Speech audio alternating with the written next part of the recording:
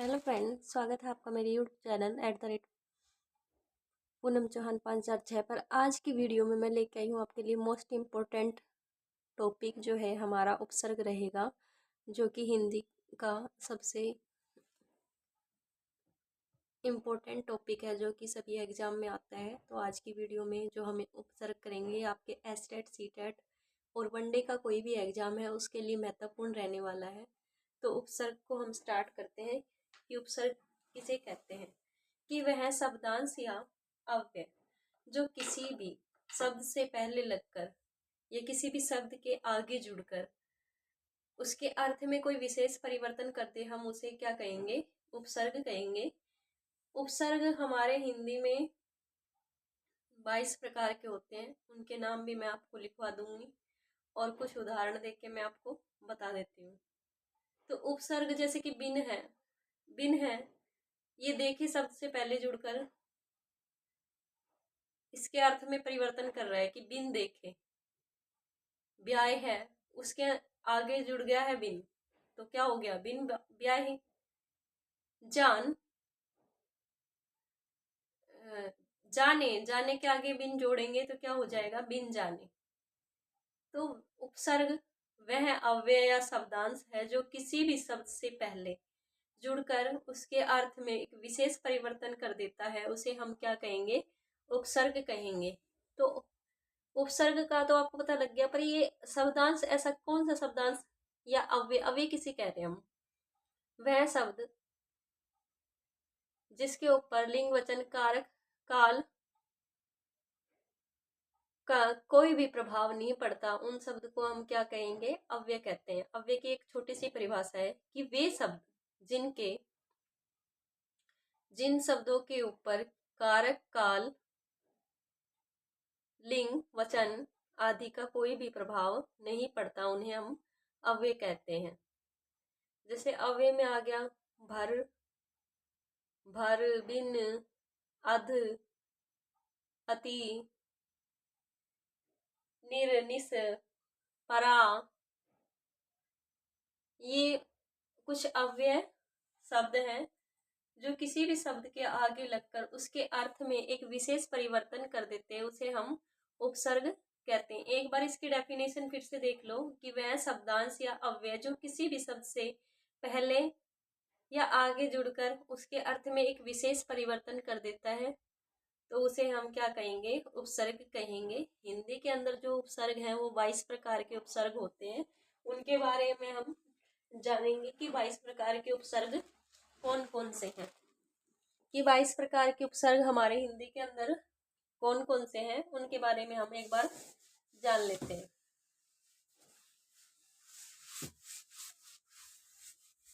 हिंदी में हमारे जो है 22 उपसर्ग हैं।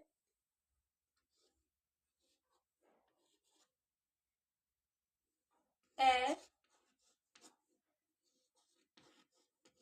आ, नी। ए, आ, नी।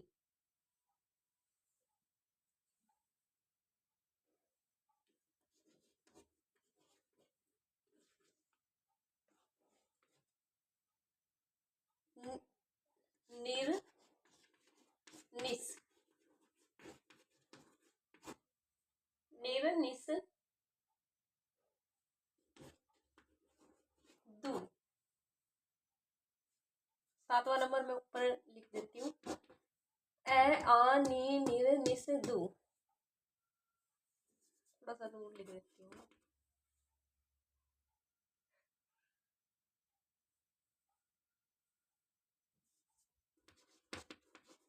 ती,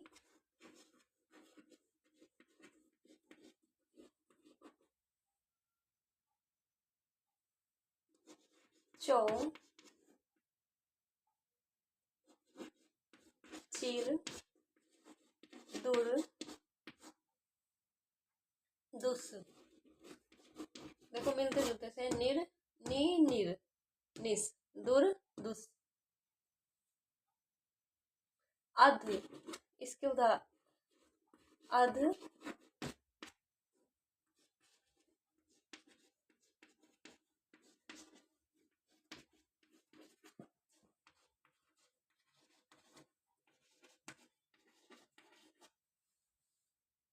अध, पर,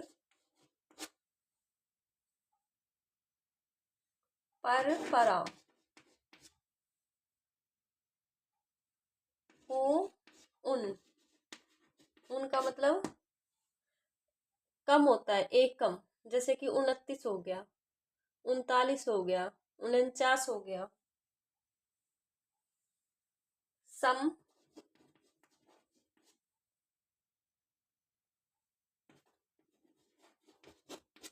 भर।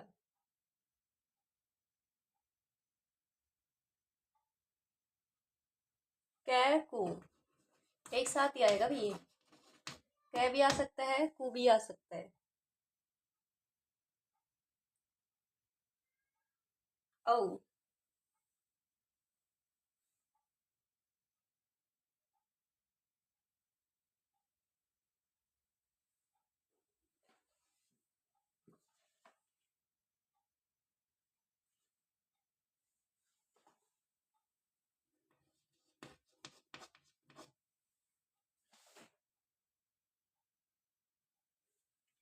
से और सु।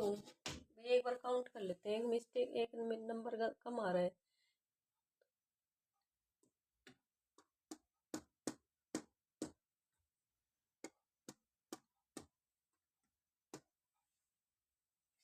ये हमने लिख लिया है।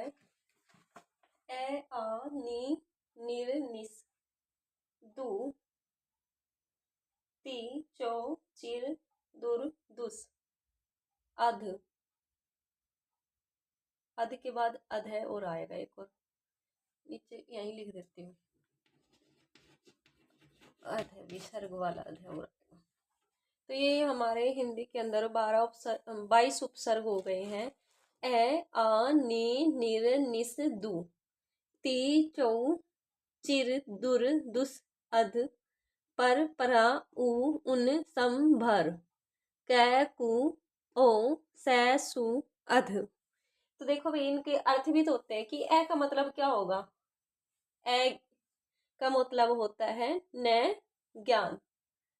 ए का मतलब ए ज्ञान। आ, आजीवन।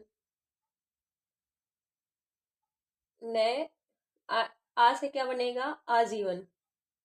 तो ये क्या होगा, तकिया पर्यंत। नी से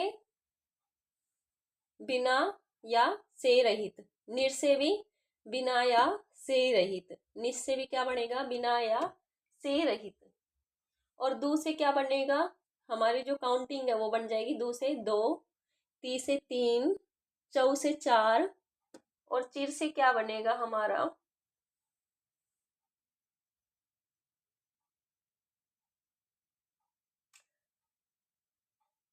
जो चिर है उससे हम क्या बनाएंगे कि जिस चिरायुग क्या बोलते हैं, चिरकालीन बोलते हैं, जो हमेशा से चला आ रहा है, जो कि सदैव सदैव चला ही आ रहा है। और दूर से क्या बनेगा हमारा, दूर से क्या बनेगा, बिना या से रहित। दूर से भी क्या बनेगा, बिना या से रहित। भाई नी से भी क्या बनेगा, मैं निशान कर देती हूँ एक। बिना, नी से क्या बनेगा, बिना या से रहित। निर से भी क्या बनेगा, बिना या से रहित। निस से भी क्या बनेगा, बिना या से रहित। दूर से भी क्या बन रहा है, बिना या से रहित। बिना या, दूर से भी, दूर से भी बिना या से रहित। ये 5 जो शब्द हैं जिन भी शब्दों के आगे लगेंगे तो एक नकारात्मक ही शब्द बनाएंगे। बिना या से रहित इनका अर्थ होता है। आगे है अध। अध का मतलब होता है आधा। अध का मतलब आप सभी को पता है, आधा होता है। पर का मतलब कोई भी दूसरा। और परा का मतलब क्या होता है, उल्टा होता है। ऊ का मतलब क्या होगा, ऊ से ऊंचा, उन्नति करना, भाई आगे बढ़ना। उन, उनका मतलब होता है कम। कितना कम होता है, एक कम। एक कम जैसे कि 19, उन, उसमें भी क्या आया है, 19 में क्या आया है, उन आया है। और 19 क्या है, 20 से एक कम है। ऐसे ही हम देखेंगे 29, तो 30 से एक कम क्या हो गया, 29। वैसे ही हम देखेंगे एक और 39, उसमें भी उन आया है, तो क्या हो गया 40 से एक कम। अगला है हमारा सम। सम का मतलब आप सभी को पता है क्या होता है, समान होता है। भर का मतलब होता है पूरा, भरा पूरा, भर का मतलब पूरा। कै या कु, भाई कुसंगत है, संगत के आगे कु लग गया तो कुसंगत हो गया। शुभ के आगे कु लग गया तो कुशुभ हो गया। तो ये क्या है, कु का मतलब बुरा होता है। औ, औ का मतलब बुरा या उल्टा। आगे है स या सु, सु सुबुद्धि, बुद्धि के आगे सु लिख लगा दिया तो क्या होगा सुबुद्धि। तो इसका अच्छा से और सु का मतलब क्या बनेगा कि वो किसी भी के शब्द के आगे लगेगा तो उसका मतलब क्या होगा, अच्छा ही उसका अर्थ निकलेगा। नेक्स्ट है हमारा अधः। अधः का मतलब होता है नीचे, अधः का मतलब होता है नीचे। तो ये आज के हमारे 22 उपसर्ग हैं, इनके कुछ कुछ एक उदाहरण हम कर लेते हैं।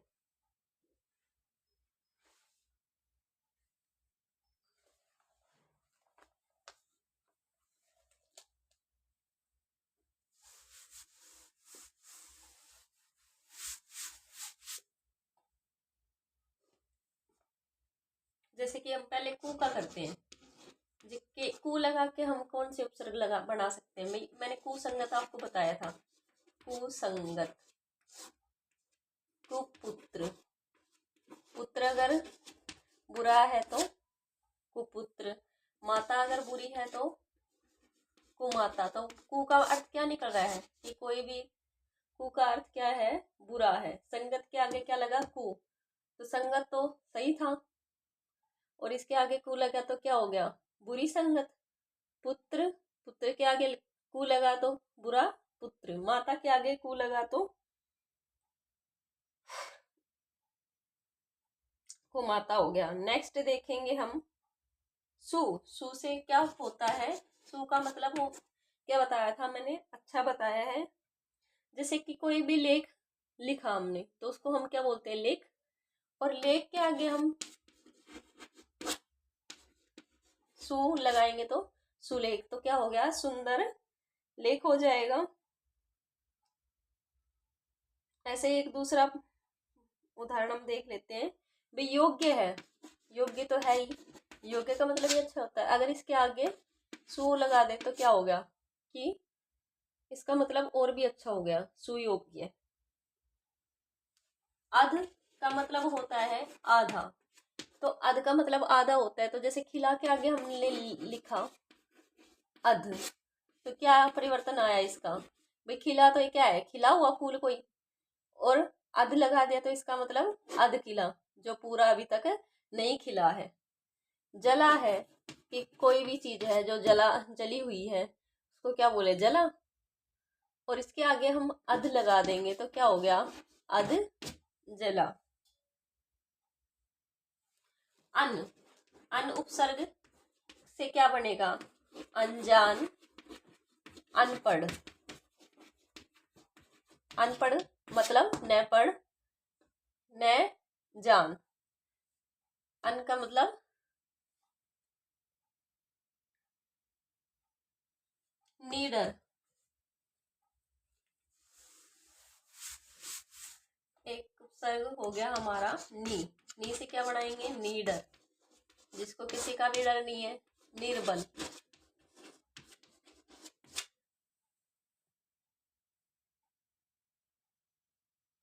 दू से बना लेते हैं। दू का मतलब मैंने दो बताया था, दोपहर।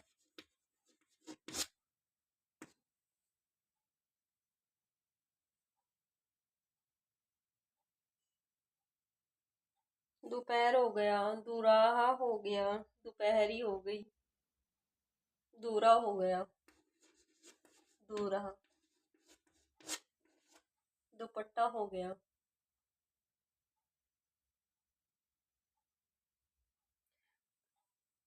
भर से बना के देख लेते हैं। भर पेट,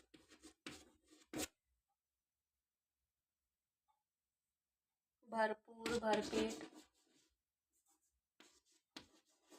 तो ये था आज का हमारा उपसर्ग वाला टॉपिक। आप सभी को समझ में आ गया होगा। मैंने थोड़ा धीरे ही करवाया है वैसे तो। अगर आपको वीडियो पसंद आती है तो please like share and subscribe करना। आज के लिए हम इतना ही करेंगे। अगर आपको कोई टॉपिक और जो देखना हो तो वो कमेंट करके बताइए कि कौन सा टॉपिक मैं करवाऊँ आपको।